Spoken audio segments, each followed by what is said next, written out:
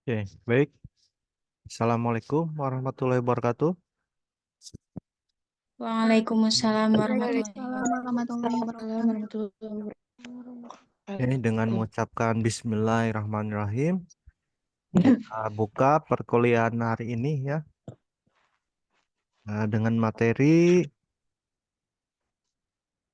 sejarah pendidikan guru dan fungsi dan tugas guru ya.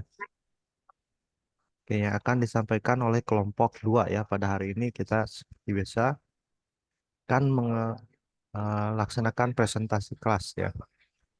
Oke, bagaimana kelompok penampil hari ini sudah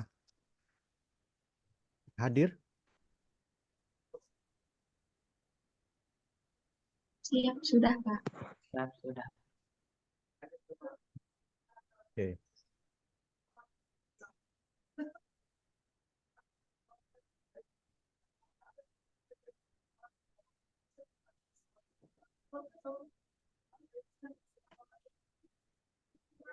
Siap, siap.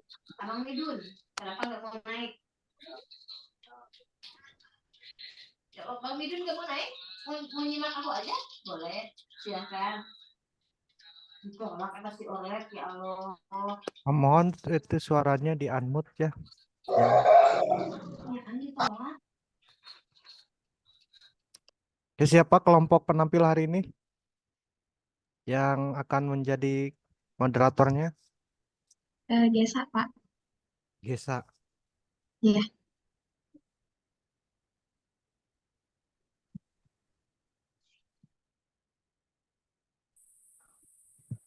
Oke, baik. Mungkin kita bisa lanjutkan saja ke materi ya. Oke, Gesa, bagaimana? Sudah siap? siap, sudah, Pak. Oke, baik. Untuk hari ini kita lanjutkan dengan presentasi materi kelompok 2 dengan materinya sejarah pendidikan guru dan tugas dan fungsi peran guru ya. Waktu dan tempat dipersilakan. Oke, terima kasih, Bapak. Assalamualaikum warahmatullahi wabarakatuh. Waalaikumsalam warahmatullahi wabarakatuh. Pertama-tama, marilah kita panjatkan puji serta syukur kepada Allah SWT. Salat beserta salam semoga tetap tercurah limpahkan kepada baginda alam, yakni Habibana wa Nabiyana Kanjeng Muhammad sallallahu alaihi wasallam. Atas berkat rahmat dan karunia-Nya sehingga kita dapat melakukan perkuliahan pada hari ini.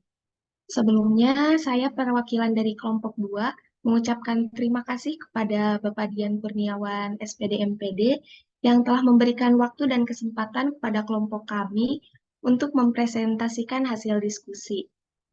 Juga terima kasih kepada teman-teman sekalian yang telah berkenan hadir pada mata kuliah kali ini. Langsung saja ya.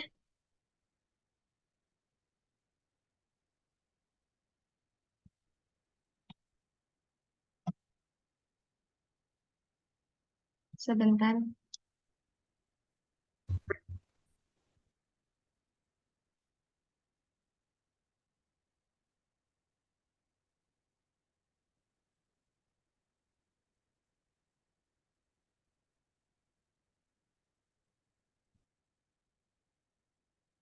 Masih load ya teman-teman? Share screen-nya. Masih. Belum muncul. Oke. Maaf ya, mohon ditunggu. Untuk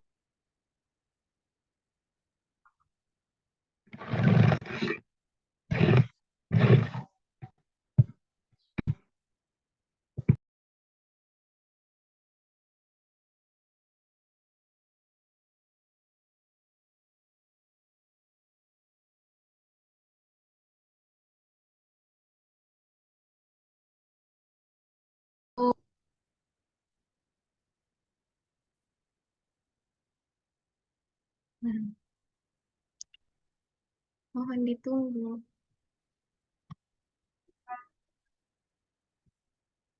Aduh.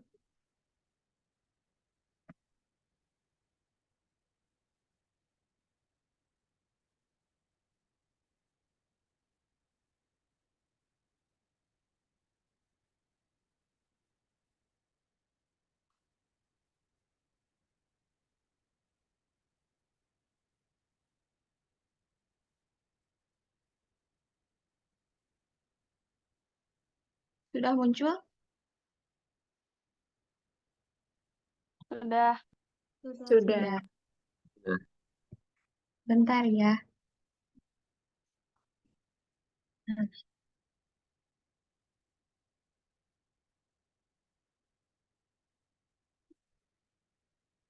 Oke, untuk diskusi pada mata kuliah profesi kependidikan oleh kelompok 2.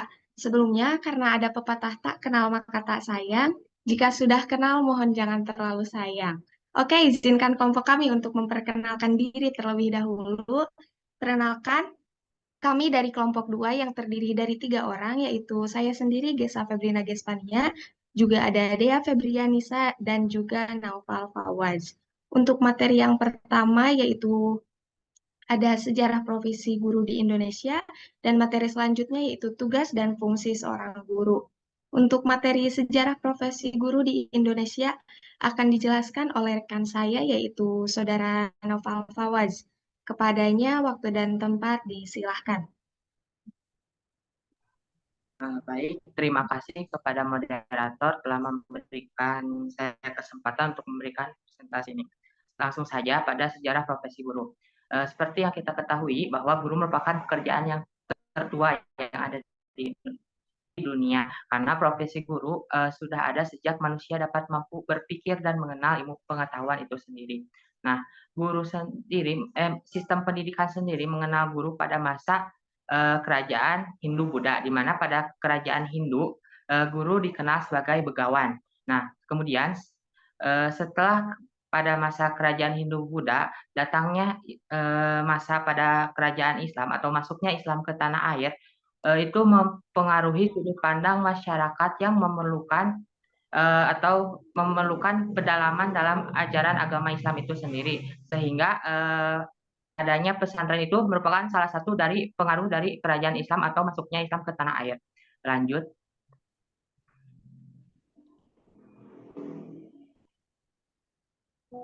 Nah, selanjutnya setelah kerajaan Islam, lanjut di masa kolonial penjajahan Belanda, di mana Belanda mengenalkan sekolah yang pada dasarnya mengikuti perkembangan ilmu pengetahuan dan teknologi. Nah, guru-guru yang pada awal mulanya diangkat dari orang-orang yang tidak terdidik secara khusus menjadi guru, secara berangsur-angsur dilengkapi dan ditambah dengan guru-guru yang lulus dari sekolah guru atau yang disebut dengan quick school, yang pertama kali didirikan di Solo pada tahun 1852. Nah, walaupun sekolah guru telah dimulai dan kemudian didirikan sekolah normal, namun pada mulainya bila kita lihat dari kurikulum, kita dapat mengetahui bahwa kurikulum tersebut hanya mementingkan pengetahuan yang akan diajarkan saja, sejalan dengan pendirian sekolah-sekolah yang lebih tinggi tingkatannya dari sekolah umum. Nah, didirikan pula lembaga guru atau kursus-kursus untuk mempersiapkan seseorang menjadi guru. Nah, keadaan yang demikian berlanjut sampai pada zaman pendudukan Jepang dan awal perang kemerdekaan. Mungkin itu yang bisa saya sampaikan. Saya kembalikan kepada moderator.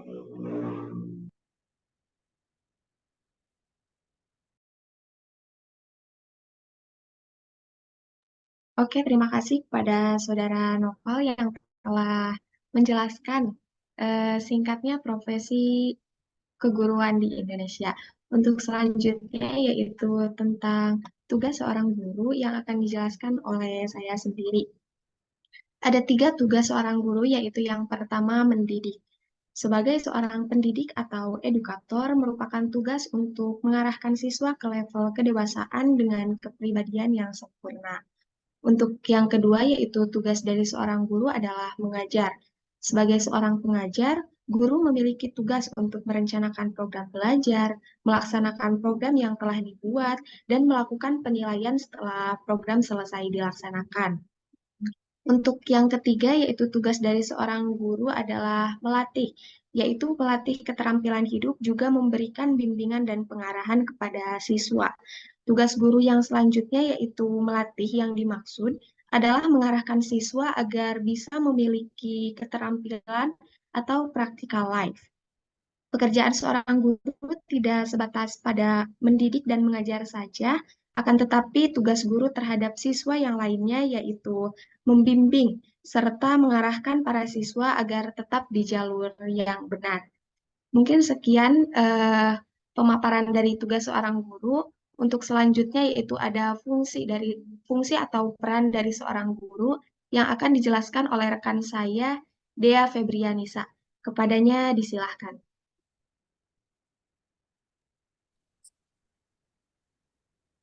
Oke, terima kasih kepada moderator yang sudah mempersilahkan saya. Saya akan menjelaskan fungsi-fungsi dari seorang guru. Sebenarnya fungsi dari seorang guru ini tidak beda jauh dengan tugas seorang guru ya. Yang pertama ada sebagai pendidik. Guru di sini juga harus memiliki ilmu pengetahuan untuk disampaikan kepada murid-muridnya, agar mereka dapat berdiskusi, menerima, dan mengikuti informasi terhadap masalah kekinian. Lalu yang kedua sebagai pengajar. Guru memberi ilmu pengetahuan. Di dalam proses pembelajaran, guru perlu memberikan ilustrasi, merumuskan suatu kesimpulan, menganalisis suatu masalah, mengurai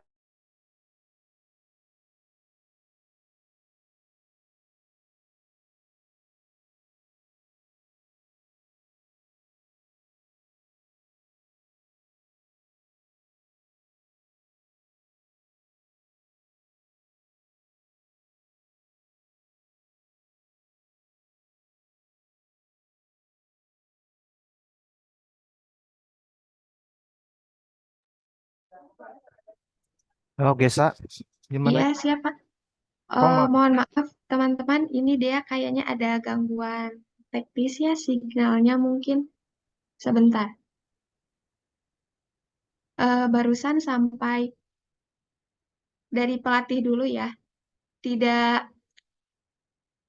apakah boleh Pak diambil alih atau bagaimana?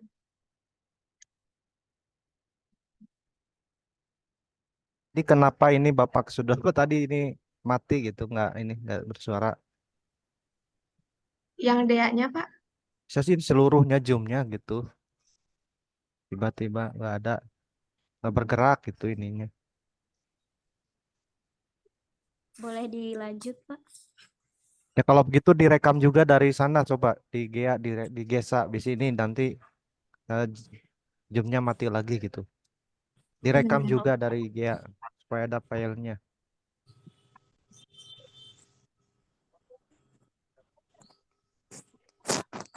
Sudah direkam? Belum Pak, boleh teman-teman boleh ada yang mau bantu rekam?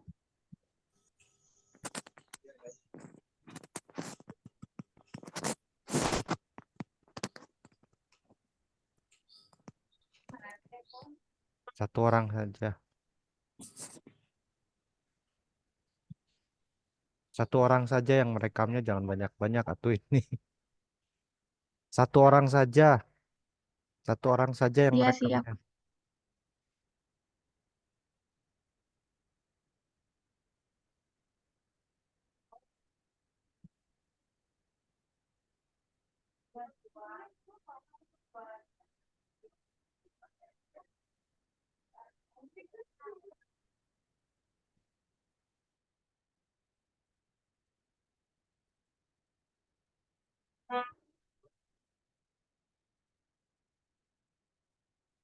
Oke, silakan dilanjutkan. Baik, Pak. Terima kasih. Mohon maaf atas kendala tadi ya, teman-teman. Tadi sampai mana ya? Dari Ulang aja, Dek, dari awal. awal. Oke. Fungsi seorang guru yang pertama sebagai pendidik ya. Guru di sini harus juga memiliki ilmu pengetahuan, yang mana ilmu pengetahuan ini untuk disampaikan kepada murid-muridnya agar mereka dapat berdiskusi, menerima dan mengikuti informasi terhadap masalah kekinian. Lalu yang kedua sebagai pengajar. Guru di sini memberikan ilmu di dalam proses pembelajarannya. Guru perlu memberikan ilustrasi, merumuskan suatu kesimpulan, menganalisis suatu masalah, menguraikan dan memberikan kesempatan kepada siswa untuk bertanya, memberikan arah dan pandangannya. Penyampaian materi seharusnya disesuaikan dengan metode pembelajaran. Lalu yang ketiga, sebagai pembimbing. Guru di sini menuntut peserta didik dalam menempuh perjalanan yang dituju.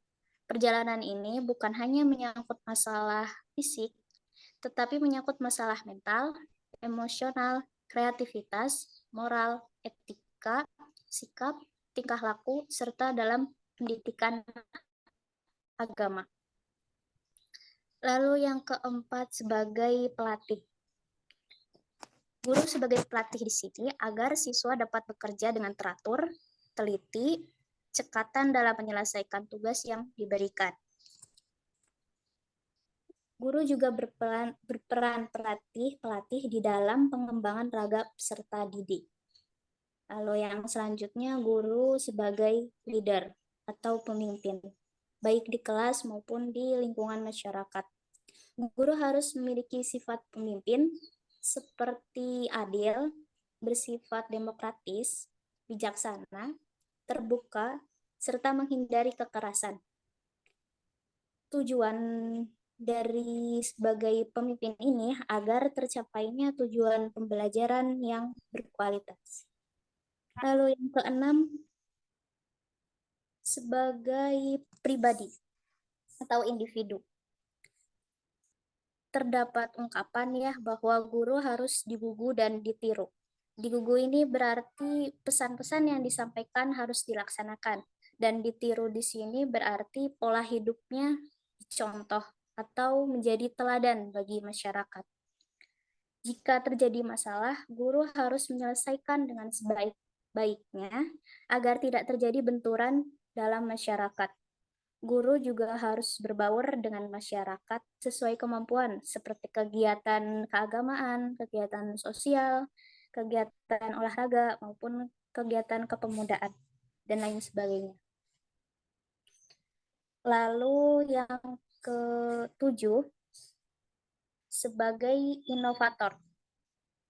Guru di sini harus berusaha memberikan arahan kepada peserta didik agar dapat membangun pembelajaran yang lebih baik, memberikan pengalaman atau bercerita yang mempunyai keunggulan dan kelemahan. Selanjutnya, diberikan pula bagaimana upaya agar kelemahan tersebut tidak terjadi dan semakin membaik sampai masa yang akan datang. Lalu selanjutnya, sebagai fasilitator. Guru memberikan fasilitator atau kemudahan dalam pembelajaran supaya berlangsung secara efektif. Contohnya seperti suasana di kelas, terus alat peraga, atau respon yang baik. Lalu sebagai motivator. Fungsi sebagai motivator ini untuk membangkitkan semangat peserta didik, meningkatkan kegairahan sehingga terjadi interaksi yang baik di dalam pembelajaran. Lalu selanjutnya sebagai organisator, yakni mengendalikan dan mengorganisasikan siswa, mengelola kelas, yang dimana kelas ini adalah lingkungan belajar di sekolah yang perlu diorganisir, seperti menyusun jadwal piket, jadwal pelajaran, atau struktur kelas.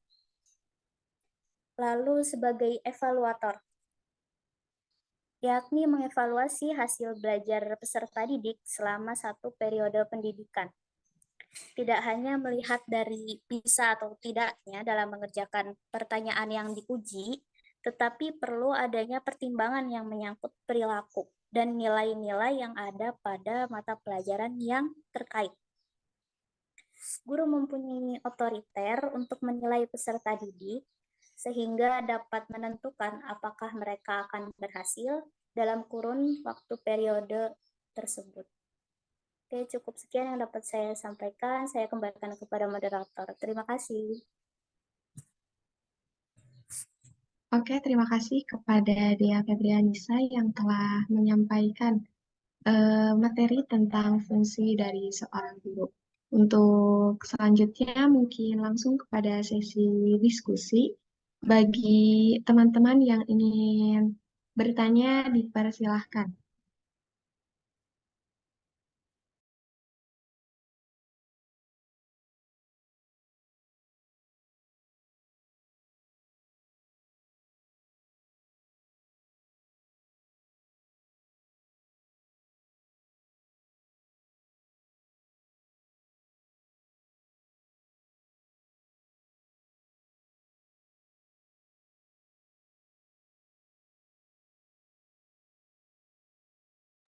Silahkan, Nafisa.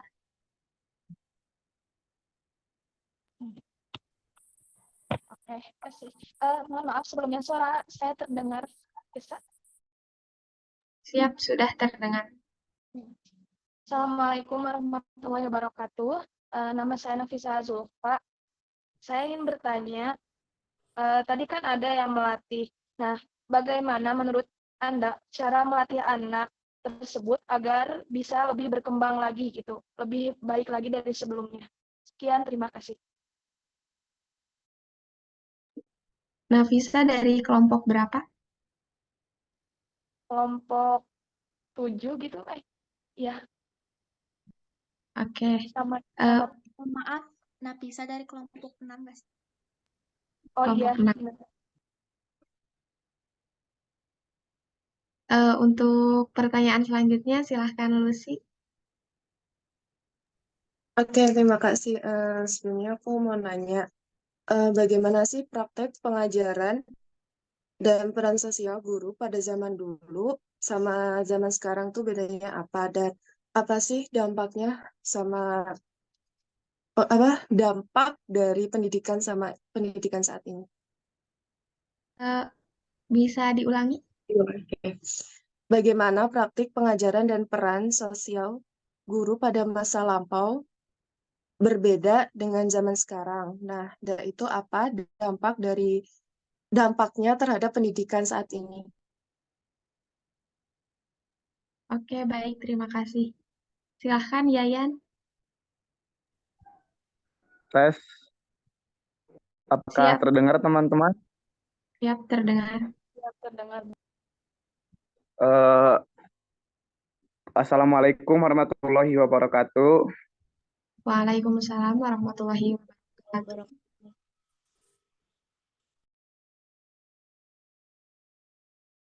M 1047 Sampok 8. Izin bertanya ya mengenai tadi kan di fungsi tugas guru itu kan ada guru sebagai motivator. Nah, motivator yang bagaimana tuh yang bagus dan saat di kondisi apa gitu guru bisa menjadi seorang motivator di kelas. Mungkin sekian, terima kasih. Oke, terima kasih kepada teman-teman yang telah berkenan untuk bertanya. Mungkin per sesinya 3 pertanyaan terlebih dahulu ya. Izinkan kelompok kami untuk berdiskusi terlebih dahulu. Apakah boleh? Oke. Boleh.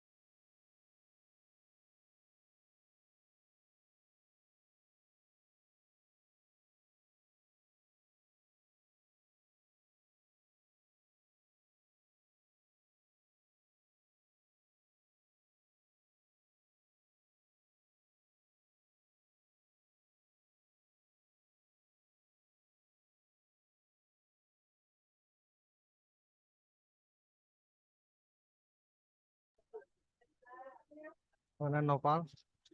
Sudah sampai mana?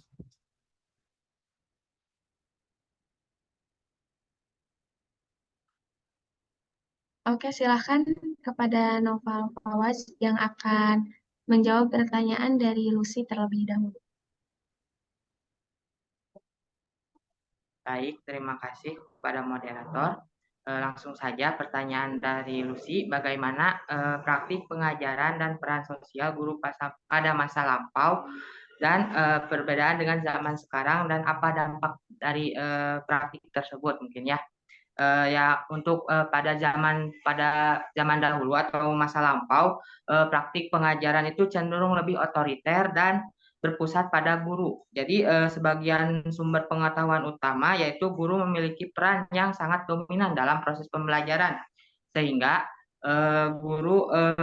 sehingga murid lebih pasif dalam menerima informasi. Nah, adapun dampaknya adalah kurangnya perkembangan dari keterampilan berpikir kritis dan kreativitas pada siswa serta kurangnya penghargaan terhadap perbedaan individual dalam gaya belajar. Jadi guru pada masa lampau tersebut hanya berfokus pada guru itu sendiri dan bersifat otoriter sehingga tidak menghargai perbedaan di mana banyak murid yang memiliki cara belajar yang berbeda-beda. Nah, hal tersebut mungkin dampaknya. Sementara itu, untuk zaman sekarang pendekatan pengajarannya lebih interaksi antara guru dan siswa, sehingga guru mendorong siswa agar lebih aktif dalam pembelajaran. Jadi guru lebih berperan sebagai fasilitator. Nah, hal tersebut memungkinkan siswa untuk dapat berketerampilan berpikir kritis, kolaborasi dan inovasi yang lebih baik pada siswa. Nah, dampak tersebut juga terciptanya pembelajaran yang lebih inklusif, responsif terhadap kebutuhan individual siswa dan mendorong pertumbuhan yang pribadi dan profesionalisme guru yang lebih baik lagi. Mungkin itu yang bisa saya sampaikan. Apakah cukup? Sudah cukup paham. Terima kasih. Oh ya, sama-sama. Oke, terima kasih kepada Noval Fawaz yang telah menjawab pertanyaan dari Lucy. Untuk selanjutnya yaitu pertanyaan dari Nafisa yang akan dijawab oleh saya. Bagaimana cara melatih anak agar lebih berkembang? Melatih anak agar lebih berkembang melibatkan berbagai hal, seperti memberikan kesempatan eksplorasi, memberikan stimulasi yang sesuai dengan usianya, memberikan dukungan emosional dan sosial, serta memberikan contoh yang baik melalui perilaku dan interaksi sosial yang positif. Juga sebagai seorang guru, kita harus memberikan pembelajaran yang aktif, libatkan siswa secara aktif dalam proses pembelajaran dengan memberikan tugas yang mendorong pemikiran yang dapat siswa tersebut berpikir kritis, kreatif, dan kolaborasi. Untuk selanjutnya yaitu libatkan pengembangan keterampilan hidup seperti keterampilan komunikasi, manajemen waktu, dan pemecahan masalah dikaitkan dengan kehidupan sehari-hari. Dan untuk selanjutnya yaitu adanya kolaborasi dengan orang tua. Melibatkan orang tua sebagai mitra dalam proses pendidikan untuk mendukung perkembangan siswa di sekolah juga di rumah. Bagaimana Nafisa? Apakah cukup? Atau teman-teman yang lain ada sanggahan? Silahkan. Kalau dari saya sudah cukup. Cukup.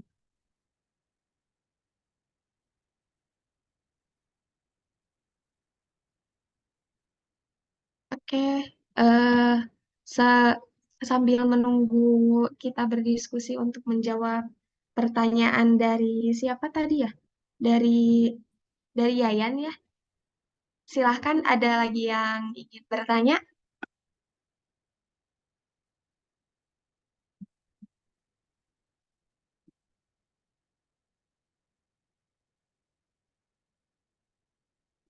Silahkan, Alisa. Baik, terima kasih sebelumnya. Perkenalkan, saya Alisa dari kelompok 5 izin bertanya, menurut kalian apakah guru sebagai fasilitator itu dapat meningkatkan keterlibatan siswa dalam proses pembelajaran? Terus bagaimana eh, fasilitas yang seharusnya guru berikan kepada siswa agar bisa meningkatkan dan mencapai keterlibatan siswa dalam pembelajaran itu sendiri? Boleh coba diulangi? Boleh. Eh, apakah guru sebagai fasilitator dapat meningkatkan keterlibatan siswa dalam pembelajaran? Jika iya, fasilitas yang seperti apa yang harus guru berikan kepada siswa agar si keterlibatan siswa dalam belajar itu tercapai? Oke, terima kasih. Silahkan Deyani. Oke, perkenalkan nama saya Deani Febriana Bilkis dari kelompok 1. Tadi kan dijelaskan bahwa fungsi guru itu sebagai pelatih. Nah, apa sih strategi yang dapat digunakan oleh seorang guru untuk meningkatkan keterampilan akademik siswa secara individual? Oke, sebentar.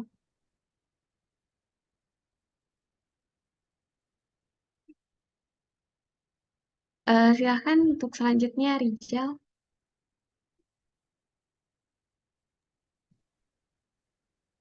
Oke, sebentar.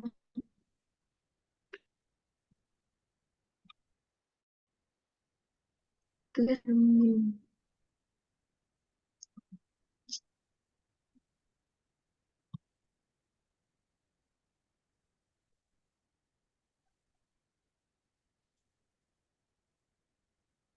Oke, terima kasih kepada teman-teman yang telah bertanya.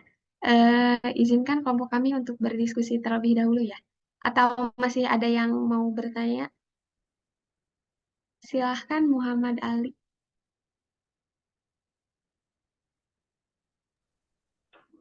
Ali. Assalamualaikum warahmatullahi wabarakatuh. Waalaikumsalam warahmatullahi wabarakatuh. Sebelumnya mohon izin Bapak untuk memberikan pertanyaan. Terima kasih yang telah memberikan waktu untuk saya bertanya. Pertanyaan saya mengenai ada suatu kejadian di mana seorang guru tidak memberikan fungsinya atau tidak melaksanakan tugasnya dengan baik seperti itu. Dan ya sekali-kali datang cuma ketika ada keperluan yang memang memerlukan uang, di mana uang itu masuk ke dia secara pribadi seperti itu. Contohnya kayak pembelian alat untuk menunjang pembelajaran dan lain-lain. Dan pertanyaan saya adalah bagaimana tanggapan kelompok 2 ya ini, kelompok 2 mengenai kejadian tersebut. Dan bagaimana solusinya, apakah harus diberhentikan atau bagaimana? Terima kasih, sekian. Baik, sama-sama. Silahkan Indah.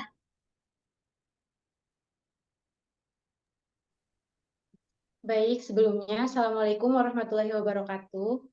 Waalaikumsalam. Perkenalkan, nama saya Puji Lestari dari kelompok 3. Di sini saya ingin bertanya, tadi dari banyaknya fungsi guru yang telah disebutkan, yaitu ada 11 fungsi guru, menurut kelompok kalian, apakah guru-guru yang ada di Indonesia itu sudah menjalankan fungsinya dengan baik? Apabila sudah atau belum, berikanlah alasannya. Terima kasih. Oke, silahkan Erta. Baik, Assalamualaikum warahmatullahi wabarakatuh. Waalaikumsalam warahmatullahi wabarakatuh. Izin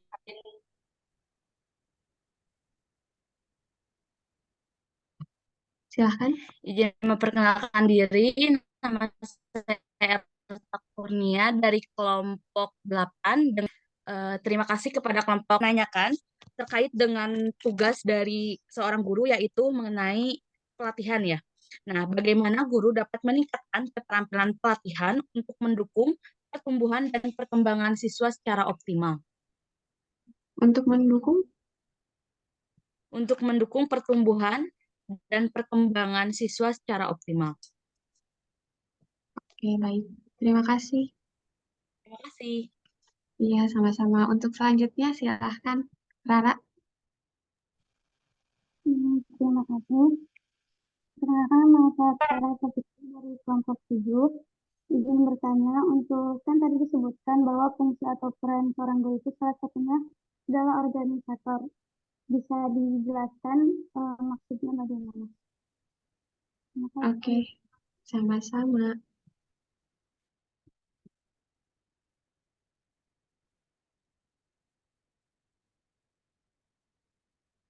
Terima kasih kepada teman-teman yang telah antusias sekali untuk bertanya pada diskusi kali ini.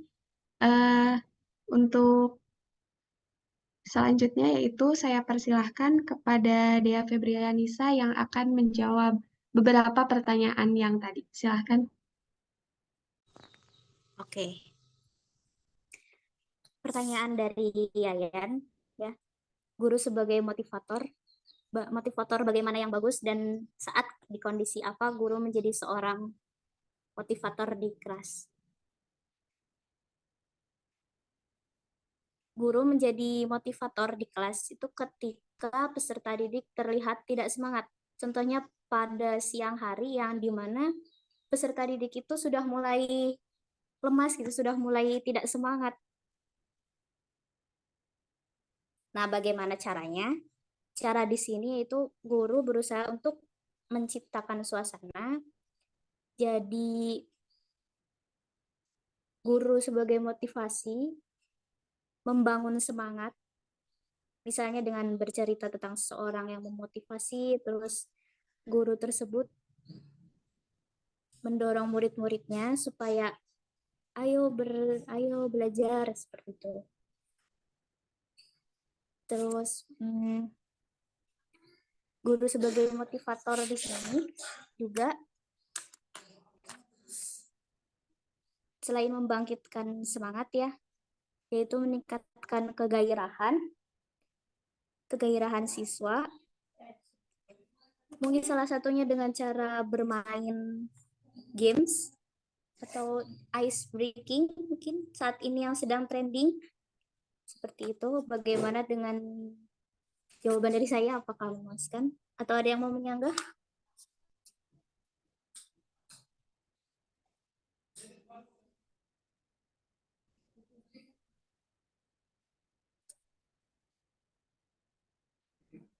Silahkan teman-teman tanggapi jika sudah cukup. Silahkan teman-teman bilang cukup. Jika ada sanggahan maupun tanggapan, silahkan teman-teman untuk bisa mengemukakan pendapatnya. Oke, cukup. Oke, lanjut ya. Pertanyaan dari siapa selanjutnya? Dari Caca, ya dari Alisa. Apakah guru sebagai fasilitator dapat melibatkan siswa dalam proses pembelajaran? Bagaimana guru memberikan fasilitas kepada siswa agar proses belajar tercapai? Yang pertama dulu, pertanyaan pertama, yakni apakah guru sebagai fasilitator dapat melibatkan siswa dalam proses pembelajaran? Jawabannya adalah iya. Seperti yang tadi saya jelaskan ya, contoh-contohnya yaitu ada menciptakan suasana, menggunakan alat peraga. Nah, di sini menggunakan alat peraga ini tujuannya memberikan kemudahan dalam pembelajaran. Contohnya seperti di matematika ini perlu alat peraga seperti apa tuh? Kubus yang dari kertas gitu untuk memudahkan siswa dalam menghitung bagaimana bagaimana volume dari kubus tersebut. Jadi perlunya alat peraga di sini supaya memudahkan dalam pembelajaran dan berlangsung secara efektif. Seperti itu, Caca, bagaimana? Apakah ada yang ingin menyanggah?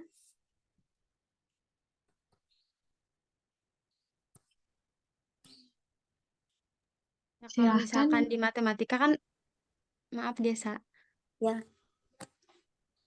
kalau misalkan di matematika kan bisa ya, misalkan yang telah tadi Dea jelaskan seperti membuat jaring-jaring kubus mungkin ya dari kertas. ya. Kalau misalkan di pelajaran lain misalkan pakai apa? Bisa disebutkan. Nah, mungkin saya pernah ya melihat di Instagram lewat pembelajaran pendidikan jasmani yang dimana itu pembelajarannya tuh role belakang, role depan atau role belakang, menggunakan itu namanya lingkaran apa segi 5 segi 6, tapi mana sih, sebentar ya.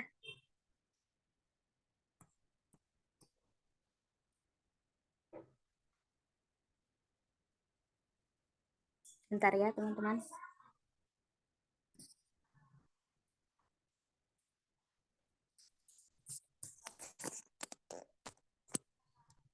Oh,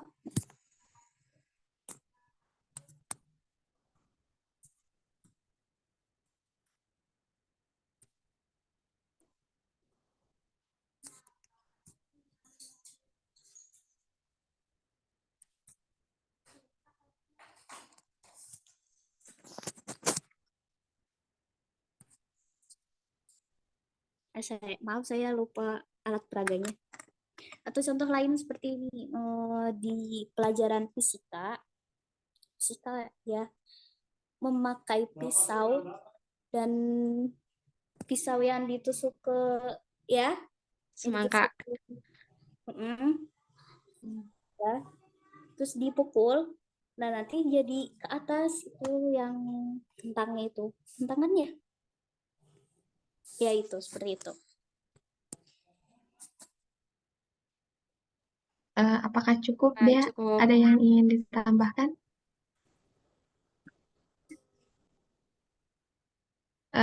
Baik, untuk Nafisa dipersilahkan ingin menambahkan. Baik, terima kasih. Tadi yang motivator, ya, apakah terdengar, Des? Ya, terdengar, Naf. Nah, yang tadi udah kan ya, yang pertama itu apa, menciptakan suasana yang menarik ya ketika bosan. Nah, selanjutnya itu ada juga guru itu harus bersikap terbuka, yang artinya di mana seorang guru harus dapat mendorong siswanya agar lebih berani lagi mengungkapkan pendapatnya. Lalu guru tersebut menanggapi hal tersebut secara positif, dan guru tersebut juga harus mampu menerima segala kekurangan yang ada pada siswa tersebut. Dan yang selanjutnya itu adalah membantu siswa tersebut agar mampu memahami dan memanfaatkan potensi yang ada pada dirinya.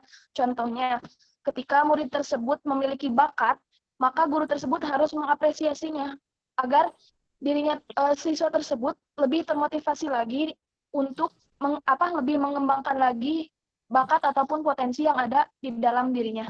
Seperti itu. Oke, baik. Terima kasih Nafisa atas tambahannya. Ada lagi tanggapan dari teman-teman?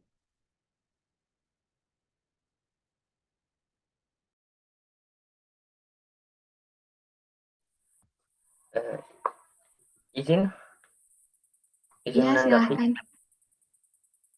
Oke, baik, terima kasih atas waktunya. Saya setuju dengan pernyataan Nafisa, tapi sedikit kurang setuju di mana bukan tidak setuju, tapi sedikit menambahkannya. Guru mengapresiasi siswa tidak hanya ketika waktu dia punya bakat saja kepada siswa-siswa yang punya bakat saja. Bahkan ketika siswa memiliki kesalahan atau contoh sederhananya dalam pengerjaan matematika, dia anak SD pasti belum terlalu paham kan tentang konsep perkalian, penambahan, juga baru belajar banget, pasti masih agak bingung. Nah, di mana ketika dia memberikan jawaban yang salah, tetap harus diapresiasi, di mana kepercayaan dirinya akan tetap ada, akan bertahan, dan paling baik itu akan meningkat. Ketika kepercayaan diri meningkat, maka siswa akan bersemangat belajarnya, bukan? Dan seperti ketika hal itu terjadi, progres pembelajaran siswa akan meningkat.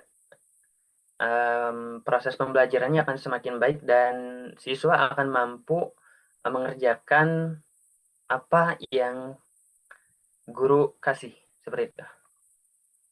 Sekian.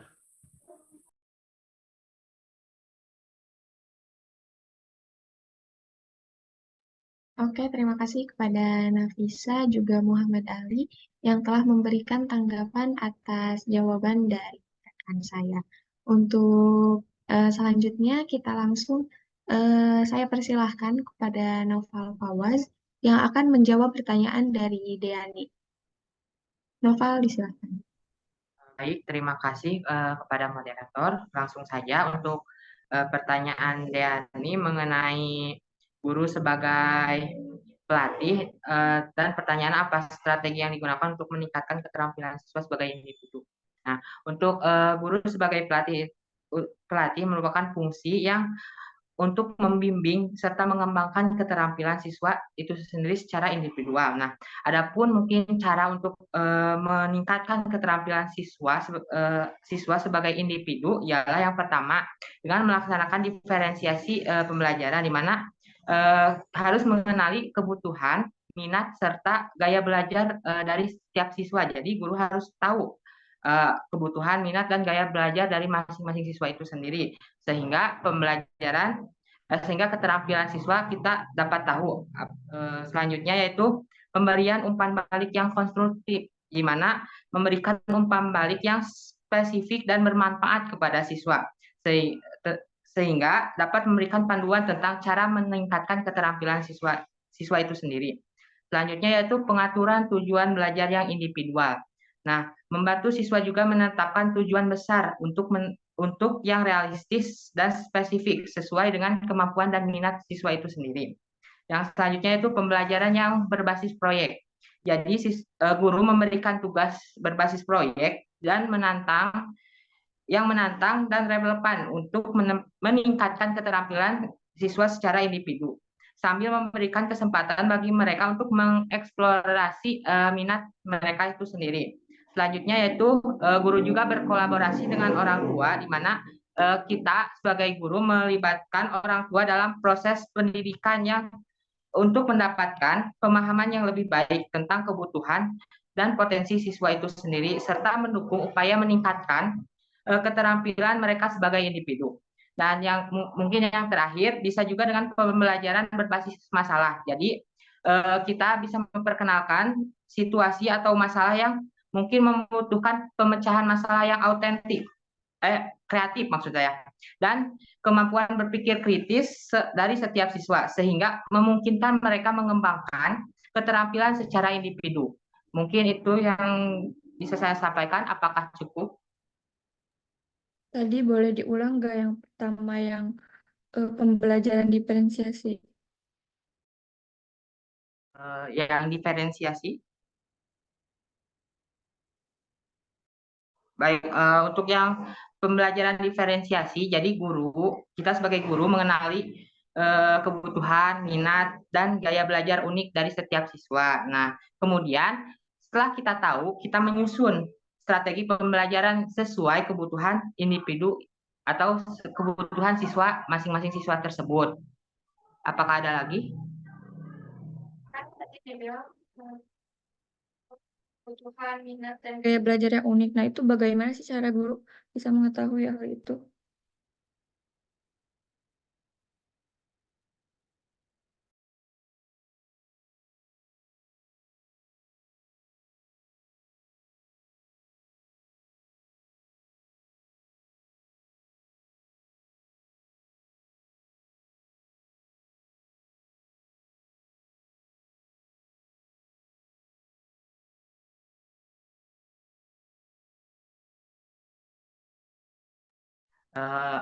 Kalau untuk guru mengetahui gaya yang unik ya setiap pembelajaran siswa itu bukan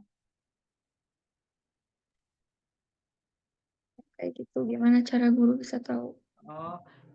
Untuk guru tahu cara belajar siswa, yang pertama pasti guru mengobservasi setiap siswa, mengamati perilakunya serta preferensi setiap belajar siswa. Jadi diobservasi, selanjutnya melakukan interaksi atau percakapan.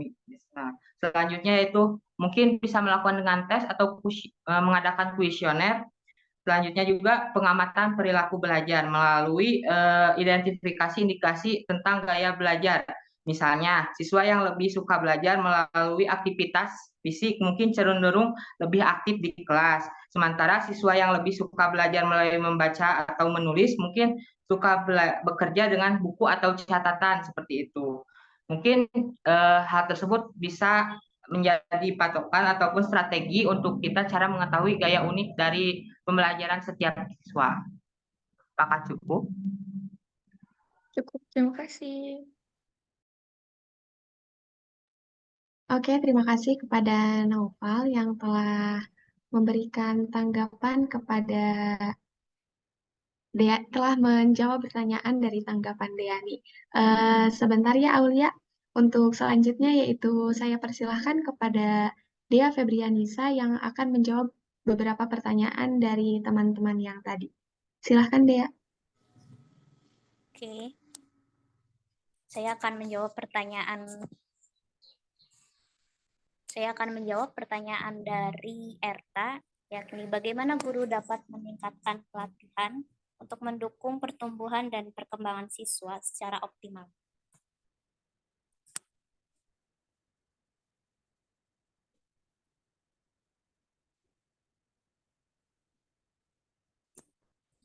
Ada beberapa langkah-langkah. Yang pertama, mengembangkan keterampilan pengajaran, di mana guru dapat mengikuti pelatihan yang fokus pada pengembangan keterampilan pengajaran seperti teknik pengelolaan kelas yang efektif, strategi diferensiasi, dan metode evaluasi yang beragam. Lalu yang kedua, memperdalam pengetahuan subjek, di mana memperdalam ini dalam materi mata pelajaran yang diajarkan. Guru dapat memberikan pembelajaran yang lebih kaya atau mendalam kepada siswa. Ini bisa melibatkan mengikuti kursus atau seminar yang berkaitan dengan mata pelajaran yang diajarkan. Yang ketiga, mengintegrasikan teknologi dalam pembelajaran. Pelatihan tentang penggunaan teknologi dalam pembelajaran dapat membantu guru memanfaatkan alat dan sumber daya digital untuk meningkatkan keterampilan dan pencapaian siswa. Lalu yang keempat, meningkatkan keterampilan komunikasi dan kolaborasi. Yang kelima, mengembangkan keterampilan kepemimpinan. Dan yang terakhir, melakukan refleksi diri. Seperti itu, apakah cukup, Erta?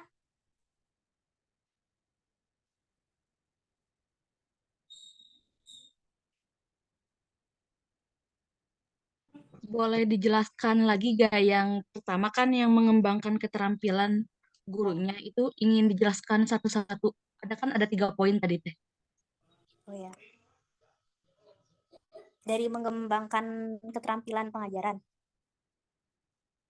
Ya, mengembangkan keterampilan pengajaran, di sini guru dapat mengikuti pelatihan yang fokus pada pengembangan keterampilan pengajaran seperti teknik pengelolaan kelas yang efektif, terus metode evaluasi, seperti itu. Lalu yang kedua, memperdalam pengetahuan subjek, di mana guru dapat memberikan pembelajaran yang lebih mendalam. Contohnya seperti membuka kursus atau seminar yang berkaitan dengan mata pelajaran yang diajarkan. Lalu yang ketiga, mengintegrasikan teknologi dalam pembelajaran. Jadi, guru di sini memanfaatkan alat dan sumber daya digital untuk meningkatkan keterlibatan dan pencapaian siswa. Lalu yang keempat, meningkatkan keterampilan komunikasi dan kolaborasi. Di sini guru dapat mengikuti pelatihan yang membantu mereka meningkatkan keterampilan komunikasi dan kolaborasi, baik dengan siswa maupun rekan kerja serta serta orang tua siswa. Hal ini penting untuk membangun hubungan yang kuat dan mendukung antara guru dan siswa. Lalu yang kelima, mengembangkan keterampilan kepemimpinan. Guru di sini dapat memanfaatkan pelatihan untuk mengembangkan keterampilan kepemimpinan yang mereka butuhkan untuk memimpin kelas dengan efektif, memotivasi siswa, dan menginspirasikan pertumbuhan dan perkembangan mereka.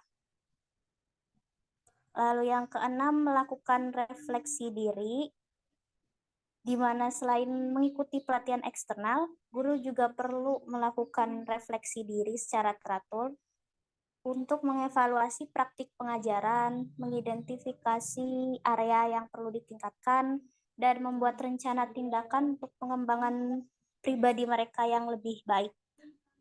Seperti itu, Erta. Baik, terima kasih. Sama. Lalu selanjutnya pertanyaan dari Rara.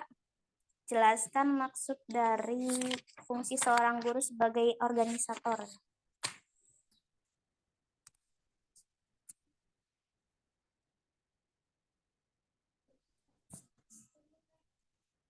Sebagai organisator, guru di sini memiliki peranan penting dalam mengendalikan atau mengelola berbagai aspek pembelajaran di kelas. Yang pertama perencanaan pembelajaran, yakni guru merencanakan pembelajaran dengan memilih dan menyusun materi, menetapkan tujuan pembelajaran, serta merancang aktivitas yang sesuai dengan kebutuhan siswa. Yang kedua, penyusunan rencana pembelajaran. Guru membuat rencana pembelajaran yang mencakup jadwal pelajaran, urutan materi, strategi pengajaran, dan penilaian untuk jangka waktu tertentu. Yang ketiga, penyediaan sumber belajar. Guru memastikan ketersediaan sumber belajar yang diperlukan, baik dalam bentuk buku teks maupun materi digital, untuk mendukung proses pembelajaran. Lalu yang keempat, pengelolaan kelas. Guru di sini mengatur lingkungan belajar yang kondusif dengan mengatur tempat duduk, menyediakan materi pembelajaran yang diperlukan, dan menetapkan aturan serta prosedur yang jelas. Yang kelima, pengaturan waktu. Guru mengatur waktu pembelajaran dengan efisien, termasuk alokasi waktu untuk berbagai aktivitas pembelajaran, istirahat, dan penilaian. Lalu yang keenam, pembagian tugas. Guru dapat membagi tugas dan tanggung jawab di antara siswa atau menjadi kelompok siswa untuk memaksimalkan partisipasi dan pembelajaran kolaboratif. Lalu yang ketujuh, monitoring dan evaluasi. Guru di sini memantau kemajuan siswa selama pembelajaran, memberikan umpan balik, dan mengevaluasi pencapaian mereka sesuai dengan tujuan pembelajaran yang telah ditetapkan.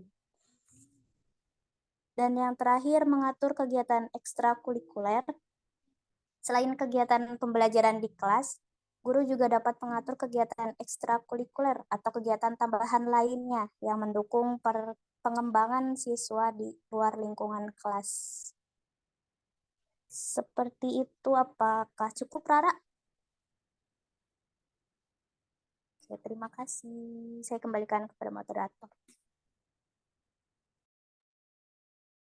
Oke, terima kasih kepada Dea Febrianisa yang telah memberikan jawaban atas pertanyaan dari Rara.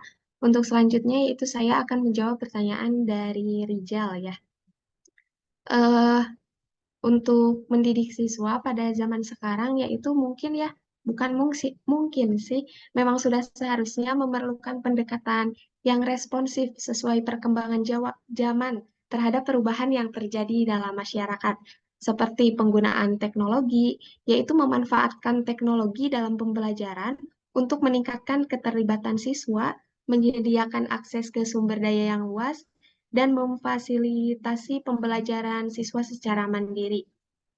Untuk selanjutnya yaitu pembelajaran aktif dengan melibatkan siswa secara aktif dalam proses pembelajaran melalui diskusi, simulasi, dan tugas-tugas kreatif yang memungkinkan mereka untuk menerapkan pengetahuan dalam situasi yang nyata. Untuk selanjutnya yaitu Pembelajaran berbasis masalah. Ajarkan siswa untuk mengidentifikasi, menganalisis, dan menyelesaikan masalah dunia nyata melalui pembelajaran berbasis masalah yang menantang dan relevan bagi mereka. Seperti itu. Bagaimana, Rijal? Cukup. Apakah ada tanggapan dari teman-teman yang lain? Apakah sudah cukup? Cukup ya. Oke, untuk selanjutnya yaitu pertanyaan dari Indah. Apakah guru yang ada di Indonesia sudah menjalankan fungsinya dengan baik? Evaluasi mungkin ya terhadap kinerja guru di Indonesia dapat bervariasi, tergantung pada berbagai faktor, termasuk lokasi geografis dan dukungan dari pemerintah dan juga masyarakat. Memang masalah utamanya mungkin ada pada lokasi geografis ya. Bagaimana di sekolah yang memang tempatnya terpencil, jadi sekolah tersebut kekurangan fasilitas. Jadi guru tersebut kekurangan fasilitas sehingga berbeda bagaimana cara mengajar guru di daerah yang terpencil dengan bagaimana cara mengajar guru di sekolah yang berada di tengah perkotaan. Namun, banyak guru di Indonesia secara umum yang sudah melakukan pekerjaan mereka dengan baik dan berdedikasi untuk memberikan pendidikan yang berkualitas kepada siswa mereka. Namun, mungkin masih ada tantangan yang dihadapi oleh sistem pendidikan di Indonesia, seperti ya kekurangan, ketimpangan akses pendidikan antar daerah, dan kebutuhan akan peningkatan kualifikasi dan pelatihan guru. Upaya pasti terus dilakukan oleh seorang guru dan juga pemerintah dari berbagai pihak terkait untuk meningkatkan kualitas pendidikan dan kinerja guru di Indonesia, termasuk melalui program pelatihan, reformasi kurikulum, dan dukungan dari pemerintah melalui infrastruktur. Bagaimana, Indah? Baik, cukup Gesa. Terima kasih. Oke, sama-sama. Untuk selanjutnya, tadi Aulia ada yang mau nanya. Sebentar ya, pertanyaan dari Ali belum terjawab. Silakan kepada Naufal yang akan menjawab pertanyaan dari sambil waktu berjalan ya. Kita menjawab pertanyaan yang sudah kami temukan dulu jawabannya. Silakan kepada Naufal. Baik, terima kasih kepada moderator untuk pertanyaan dari Reza sendiri mengenai sebagai guru harus mengenal dekat dengan siswa, tapi di mana ada kasus satu guru kehilangan kewibawaannya disebabkan sifat guru tersebut terlalu care atau tidak membatasi dirinya.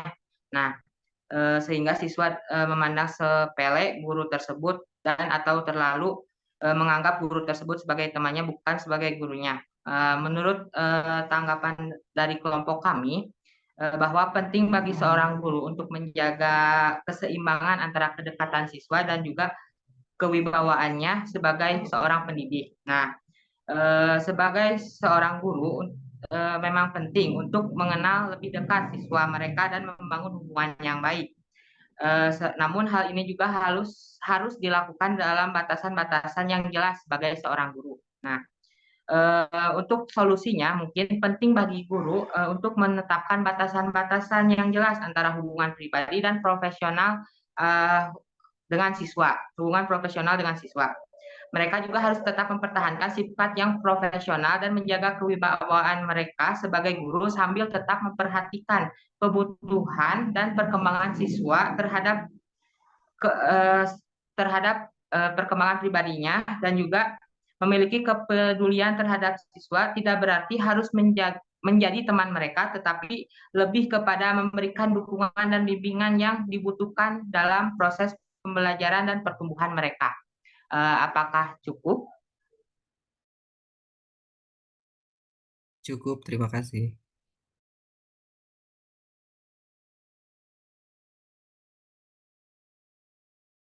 Oke, terima kasih kepada Saudara Noval yang telah menjawab pertanyaan dari Reza.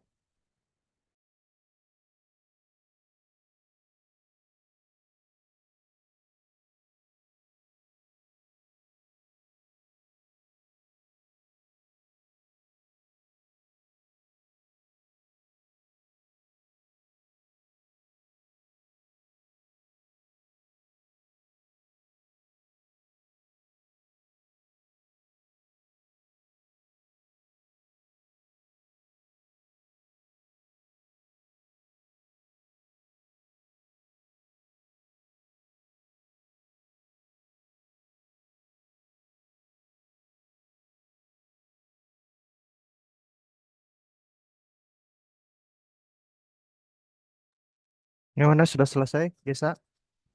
Belum, Pak. Silahkan satu pertanyaan lagi dari Ali ya, belum terjawab. Silahkan kepada Noval untuk menjawab pertanyaan dari Ali. Baik, izin menjawab. Mungkin tanggapan dari kelompok kami mungkin terhadap perilaku guru tersebut mungkin akan mencakup kekecewaan, ketidakpuasan, dan ketidakpercayaan terhadap kinerja guru itu sendiri. Nah, mungkin solusi yang mungkin dapat siswa ajukan adalah yang pertama mengadakan pertemuan dengan pihak sekolah atau kepala sekolah untuk menyampaikan keluhan terhadap perilaku tersebut. Selanjutnya juga mungkin meminta bantuan dari dewan atau dewan sekolah atau komite untuk memantau kinerja guru tersebut dan mengambil tindakan disiplin jika memang diperlukan. Selanjutnya yaitu membentuk kelompok orang tua siswa untuk bersama-sama menyuarakan keprihatinan terhadap perilaku guru tersebut dan menekankan pentingnya kualitas pendidikan yang baik, dan juga melibatkan masyarakat sekolah secara lebih aktif untuk memantau dan menilai kinerja guru itu sendiri. Selanjutnya juga mungkin apabila memang sulit untuk dilakukan, mungkin juga bisa membuat petisi atau surat terbuka kepada pihak berwenang untuk menyoroti masalah ini dan juga mendesak perbaikan yang cepat. Nah, mungkin pada akhirnya solusi yang terbaik dengan melibatkan berbagai pihak termasuk sekolah, orang tua siswa, dan masyarakat, memastikan bahwa kualitas pendidik yang baik dan memastikan bahwa guru tersebut melaksanakan tanggung jawab dan memenuhi tanggung jawab tersebut. Apakah cukup?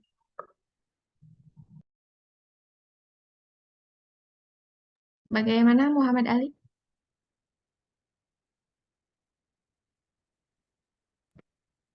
Cukup. Terima kasih. Oke, ini ada pertanyaan dari Aulia ya di room chat.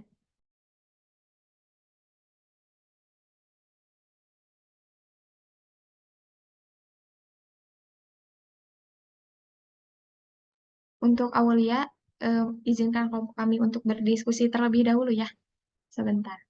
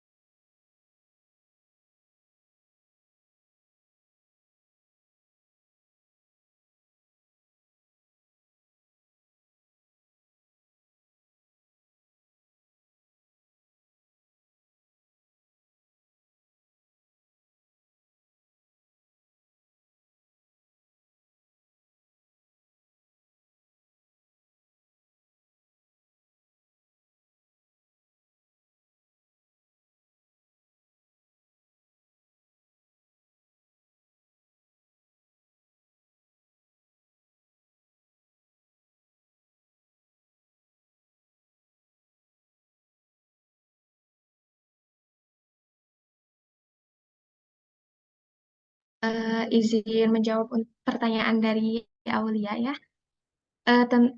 Mungkin singkatnya seperti ini. Bagaimana siswa tersebut bisa nakal? Apa maksudnya? Apakah guru tidak berperan atau tidak punya pengaruh sekali kepada siswa jika hal itu terjadi? Oke, tentu saja guru memiliki peran dan pengaruh yang sangat besar ya dalam pembentukan pribadi dan perilaku siswa di sekolah. Meskipun lingkungan siswa di luar sekolah juga memiliki pengaruh, peran guru tetap sangat penting dalam membimbing, mendidik, dan memberikan contoh yang baik kepada siswa. Namun hal itu pun kembali pada pribadi siswa masing-masing. Seorang guru pasti telah memberikan bimbingan dan mendidik siswa tersebut dengan hal yang memang sangat baik, namun pribadi siswa tersebut yang menolak bahwa menolak didikan dari guru tersebut seperti itu. Mungkin adanya pengaruh dari luar, Karena kan sekarang apalagi sudah zamannya pergaulan bebas ya, banyak siswa-siswa yang memang terlibat dalam pergaulan bebas seperti geng motor. Hal itu pun bukan mungkin sudah pastinya tidak disetujui oleh guru dan juga orang tuanya. Tetapi balik lagi kepada pendirian diri mereka masing-masing seperti itu. Bagaimana Aulia? Izin menyanggah. Silahkan.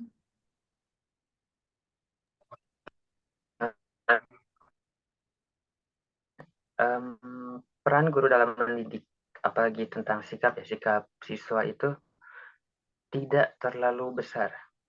Karena guru hanya dapat mengarahkan, waktu guru berinteraksi dengan siswa pun terbatas. Cuma sebatas pelajaran di kelas, dan itu pun sebagian besar dan mungkin hampir 100% waktunya dihabiskan untuk pembelajaran formal, mempelajari matematika dan lain sebagainya, mata pelajaran lainnya seperti itu. Sehingga hampir tidak ada waktu untuk seorang guru memberikan pelajaran tentang etika atau sikap murid terhadap sikap murid, ya seperti itu. Izin Apa bisa murid menambahkan. tidak sebentar dulu. Sebentar, Gifar. Bagaimana Ali? Ketika murid berperilaku Sudah? tidak baik, itu memang bawaannya sudah tidak baik seperti itu. Dan maka dari itu kembali ke orang tuanya, kembali ke lingkungan awal di mana dia masa kecilnya dibesarkan seperti itu. Terima kasih. Iya, silahkan Gifar, bagaimana? Saya setuju dengan apa yang Ali sampaikan, itu urusan sikap, urusan akhlak, dan urusan perilaku. Mungkin itu kembali lagi ke orang tua di mana dia dibesarkan. Dan tentunya di waktu kecil juga harusnya dia diajari beberapa dasar-dasar dalam bersikap, berperilaku gitu ya. Jadi kalau misalkan di suatu bangunan, misalkan contoh di suatu bangunan, kalau misalkan pondasinya bagus, pasti ke atasnya juga kalau misalkan ada gempa atau apapun, maka akan susah untuk runtuhnya gitu. Seperti itu. Sekian. Terima kasih. Oke, sama-sama. Oke, jadi dapat kita simpulkan ya dari pertanyaan Aulia, dari jawaban dari pertanyaan Aulia yang barusan, bahwa memang guru memang berperan dalam perkembangan siswa, namun tidak sepenuhnya berperan seperti itu. Kembali lagi pada pendidikan awal mereka, yaitu pondasi awal mereka, bagaimana cara orang tua itu mendidik anak tersebut. Tetapi seorang orang tua tidak mungkin tidak mungkin menginginkan anaknya yang memang berperilaku yang tidak pantas seperti itu. Jadi pendidikan dari orang tua sejak kecil sangat penting, juga pendidikan dari guru yang berperan mendidik perkembangan siswa juga penting, juga kesadaran dari dalam diri siswa sendiri tersebut juga berperan penting. Bagaimana Aulia? Baik, izin menanggapi dari Silakan. pernyataan aku dan Gipar. Bagian besar mengucapkan bahwa jadi peran orang yang mendidik murid itu lebih berpengaruh dari orang tua. Juga jika dengan guru di sekolah itu hubungan antar guru dan murid itu terjalin secara formal. Jadi tadi seperti kata Ali, hanya sedikit atau mungkin tidak sama sekali ada waktu untuk memperhatikan. Jadi apa tadi kata Ali teh? Tidak ada waktu seorang guru untuk memperhatikan perilaku murid. Bukan memperhatikan, tapi memberikan pelajaran, memberikan ya semacam ya pelajaran seperti itu. Nah, jika seperti itu, kapan waktu guru melakukan tugasnya untuk mendidik? Jika sebagian besar hanya dilakukan untuk mengajar dan melatih. Nah, izin menjawab. Baik, silahkan Gifar. Nah, oleh karena itu, saat kita mengajar, jangan selalu terfokus pada materi. Kalau misalkan kita selalu fokus pada materi, maka otomatis anak yang kita ajar akan merasa jenuh. Nah, di sana disenangi kayak ice breaking. Nah, ice breakingnya itu jangan hanya sekedar tawa-tawa canda-canda, tapi harus mempunyai hal dan bukan hal, mempunyai nilai-nilai, mempunyai makna lah pokoknya, mempunyai makna dari, oh jadi makna misalkan kayak dulu kan permainan-permainan yang teamwork gitu-gitu kan pas Bim. Nah, itu kan maknanya kerjasama gitu. Nah, seperti itu mungkin. Nah, ini karena kita sebagai guru, jadi modifikasi bagaimana ice breaking yang mengandung makna yang baik buat anak. Oh, misalkan si anak ini kurang di sosialnya, mungkin dikasih ice breaking seperti apa, seperti apa. Nah, itu memerlukan kreativitas yang lumayan sih. Gitu. Sekian.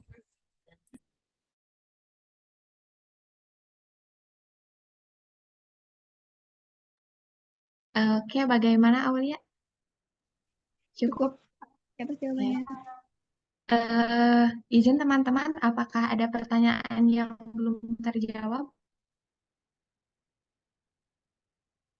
Sudah ya?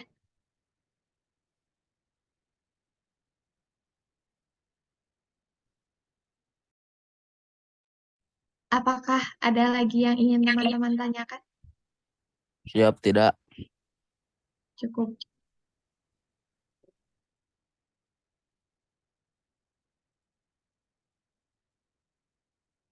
Oke, karena dari teman-teman sekalian sudah tidak ada yang ingin ditanyakan, izin Bapak Dian Kurniawan SPD MPD juga teman-teman untuk saya membacakan kesimpulan dari hasil diskusi kali ini. Eh, Profesi guru merupakan pekerjaan yang tertua juga yang telah ada sejak zaman Prahindu-Buddha, juga yaitu eh, zaman Hindu-Buddha, juga zaman masuknya Islam ke Indonesia. Beberapa guru juga memiliki tugas dan beberapa fungsinya, yaitu sebagai pengajar, pendidik, pelatih, juga sebagai fasilitator, organisator, dan masih banyak yang lain sebagainya.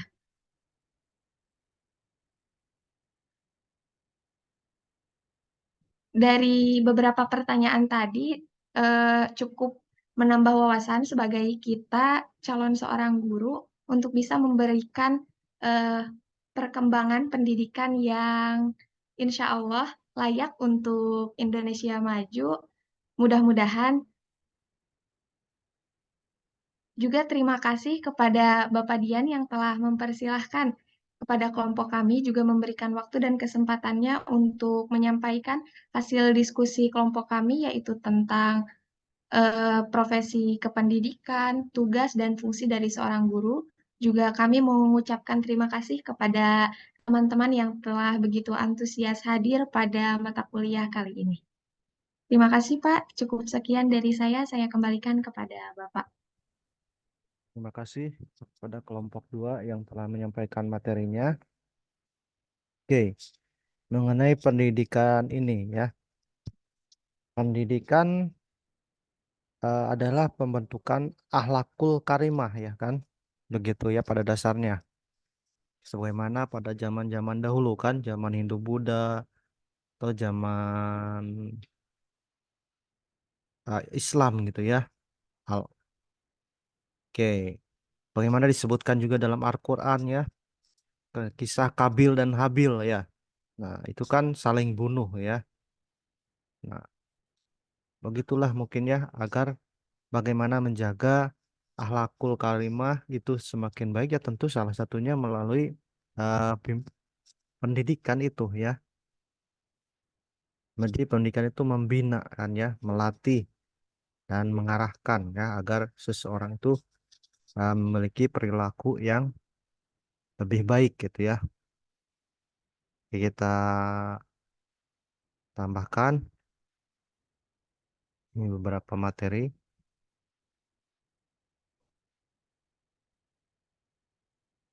Ya.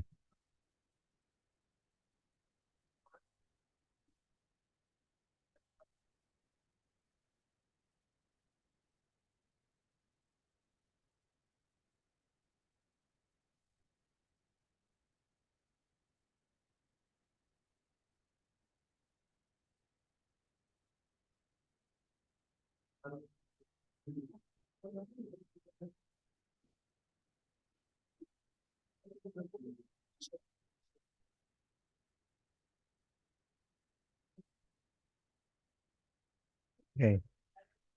Nah, jadi sub CPMK pertemuan kita kali ini adalah mahasiswa mampu menjelaskan secara singkat profesi guru di Indonesia, menjelaskan kompetensi yang harus dimiliki oleh guru profesional, memahami tugas dan fungsi seorang guru, dan menjelaskan keterampilan-keterampilan dasar yang harus dimiliki oleh seorang guru.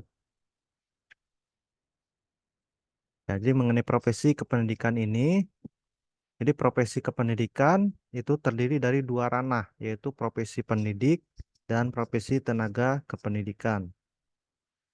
Pendidik dan tenaga kependidikan atau PTK ini merupakan dua jenis profesi atau pekerjaan yang saling mengisi, gitu ya.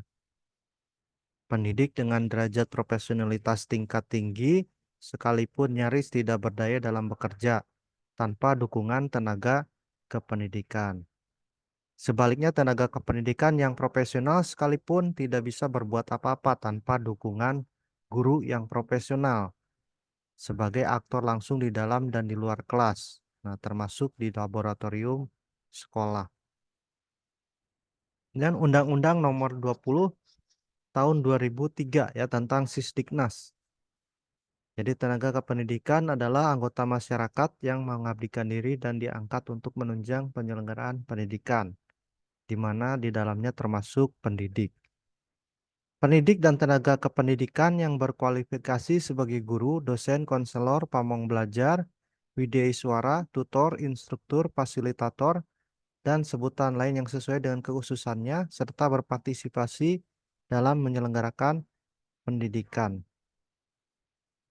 Kemudian Undang-Undang Nomor 14 Tahun 2005, tenaga kependidikan terdiri atas tenaga pendidik, pengelola satuan pendidikan, penilik, pengawas, peneliti, dan pengembang di bidang pendidikan, pustakawan, laboran, teknisi, sumber belajar, dan penguji.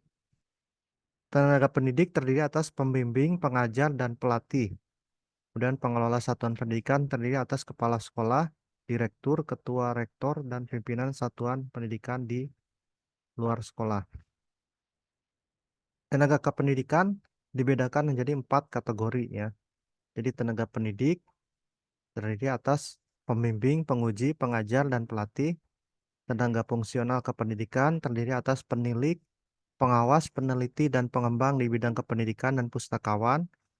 Tenaga teknis kependidikan terdiri atas laboran dan teknisi sumber belajar. Tenaga pengelola satuan pendidikan terdiri atas kepala sekolah, direktur, ketua rektor, dan pimpinan satuan pendidikan luar sekolah, dan tenaga lain yang mengurusi masalah-masalah manajerial atau administratif kependidikan. Nah, tugas dan tanggung jawab pendidik. Guru bertugas dan bertanggung jawab sebagai pendidik profesional dengan tugas utama mendidik, mengajar, membimbing, mengarahkan, menilai, dan mengevaluasi peserta didik pada pendidikan anak usia dini jalur pendidikan formal, pendidikan dasar, dan pendidikan menengah. Dan dosen bertugas dan bertanggung jawab sebagai pendidik profesional dan ilmuwan dengan tugas utama mentransformasikan, mengembangkan, dan menyederhanakan ilmu pengetahuan, teknologi, dan seni melalui pendidikan, penelitian, dan pengabdian pada masyarakat. Konselor bertugas dan bertanggung jawab memberikan layanan konseling kepada peserta didik di satuan pendidikan pada jenjang pendidikan dasar, pendidikan menengah, dan pendidikan tinggi. Kemudian pamong belajar bertugas dan bertanggung jawab menyuluh, membimbing, mengajar, melatih peserta didik, dan mengembangkan model pembelajaran, alat pembelajaran, pengelolaan pembelajaran pada jalur pendidikan non-formal. Nah, pamong bertugas dan bertanggung jawab membimbing dan melatih anak usia dini pada kelompok bermain, penitipan anak, dan bentuk lain yang sejenis.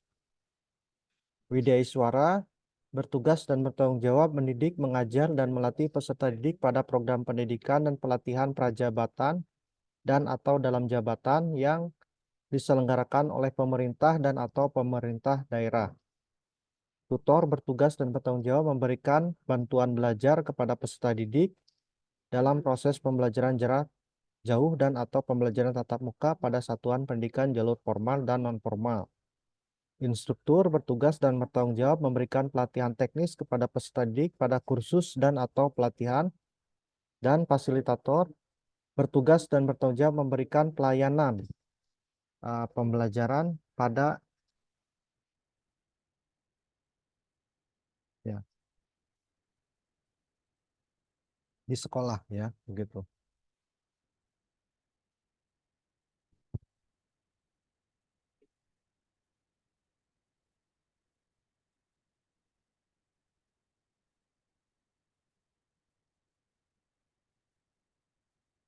Oke.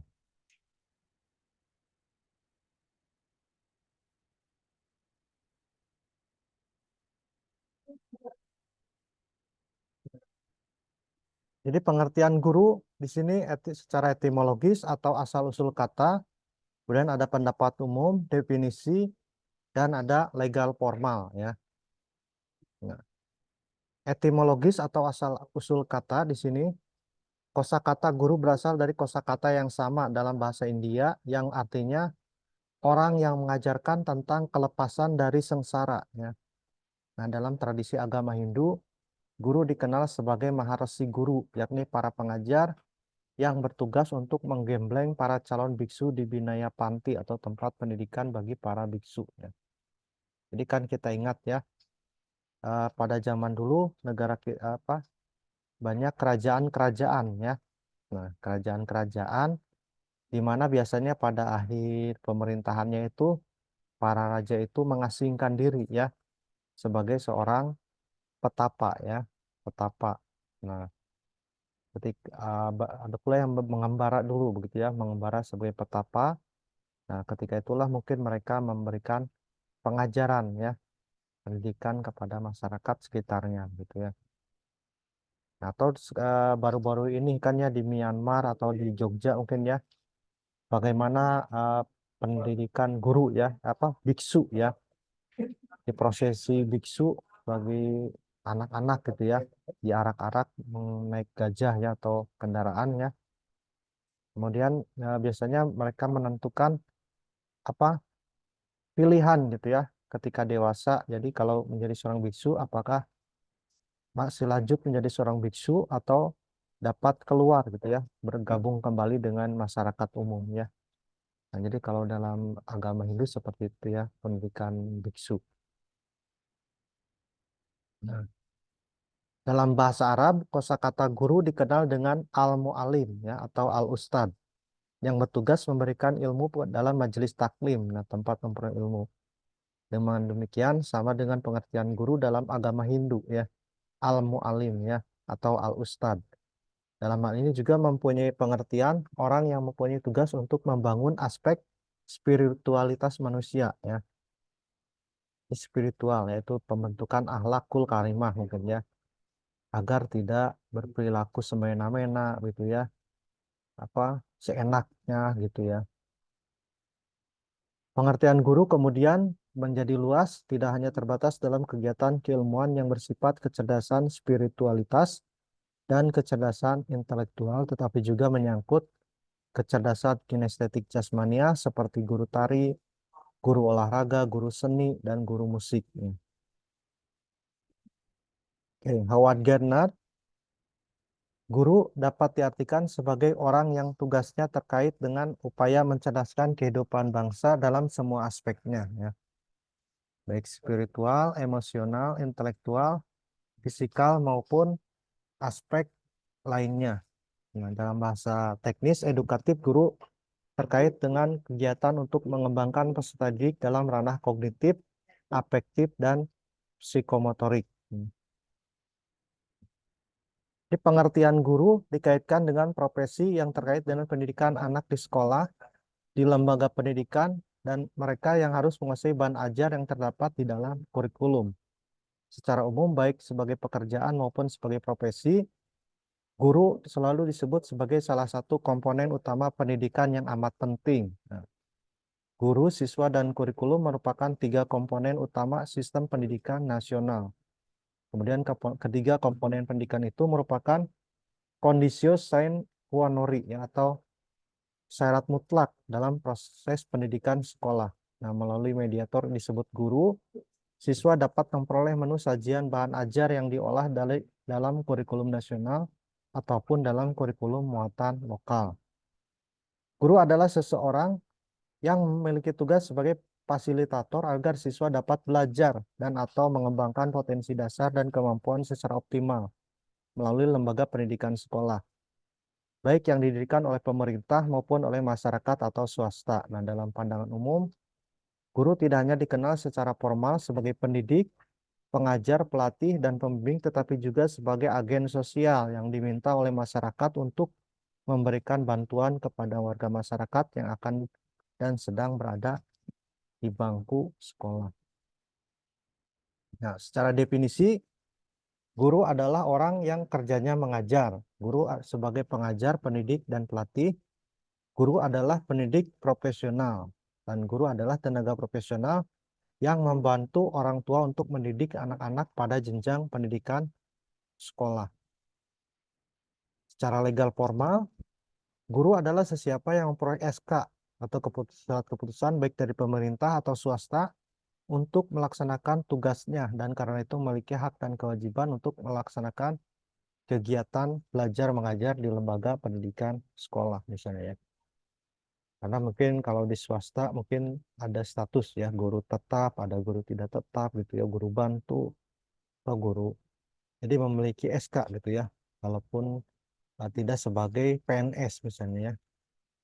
Nah, tentu kalau sebagai PNS juga itu sudah pasti juga dikatakan sebagai guru gitu ya. Nah, dalam surat seperti yang disampaikan surat edaran SE, Mendikbud dan Kepala BAKN nomor 57686 MPK 1989 dinyatakan lebih spesifik bahwa guru ialah pegawai negeri sipil yang diberi tugas, wewenang, tanggung jawab oleh pejabat berwenang untuk melaksanakan pendidikan di sekolah. Nah, termasuk hak yang melekat dalam jabatan. Dalam SE tersebut dijelaskan bahwa seorang guru memiliki tugas, wewenang, tanggung jawab, dan hak yang melekat di dalamnya untuk melaksanakan pendidikan di sekolah. Pengertian melaksanakan pendidikan tersebut pada akhirnya juga akan menyangkut semua aspek kecerdasan sebagaimana telah dijelaskan dalam pengertian menurut pengertian etimologisnya.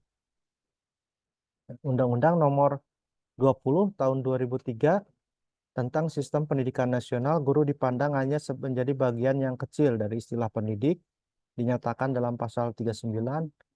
Pengertian tentang pendidik sebagai berikut ya. Pendidik merupakan tenaga profesional yang bertugas merencanakan dan melaksanakan proses pembelajaran, penilai hasil pembelajaran, melakukan pembimbingan dan pelatihan, serta melakukan penelitian dan pengabdian kepada masyarakat, terutama bagi pendidik pada perguruan tingginya. Ya, oke, jadi seperti itu ya. Atau secara legal formal ada lagi dalam pembukaan Undang-Undang Dasar 1945 ya, bahwa pendidikan adalah hak segala bangsa gitu ya. Atau mungkin lebih lengkapnya silahkan kalian nanti tambahkan ya dalam makalahnya ya. Dan dalam Undang-Undang Dasar 1945 juga pasal 31 ya.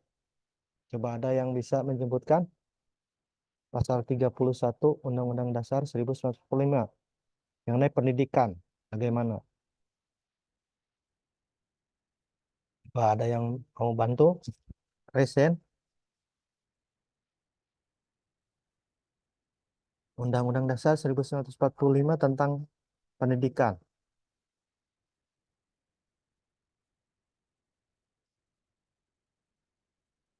Bagaimana?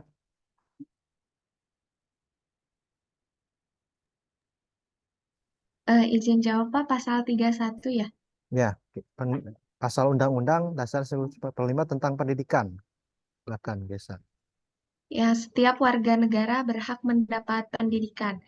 Dan pasal keduanya, yaitu pasal 31 ayat 2-nya, setiap warga negara wajib mengikuti pendidikan dasar dan pemerintah wajib membiayainya.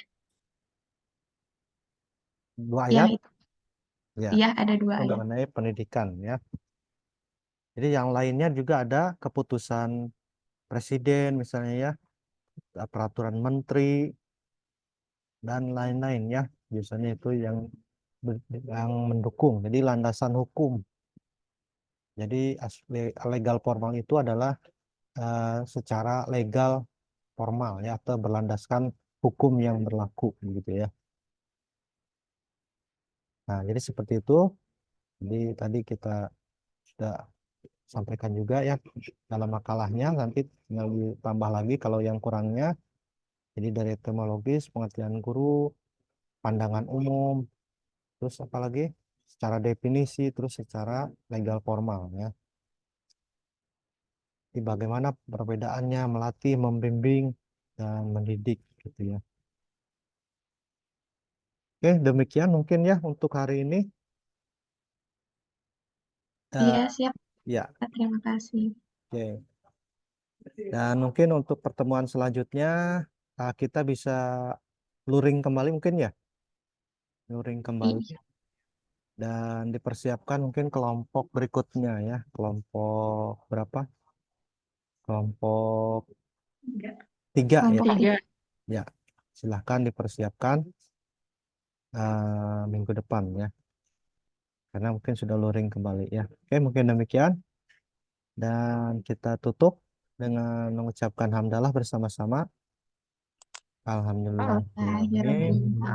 Akhir kata, wabillahi taufiq wal hidayah.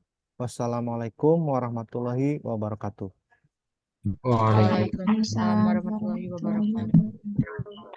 Salam. Terima kasih, Pak. Misalnya. Terima kasih, Pak. Misalnya. Kita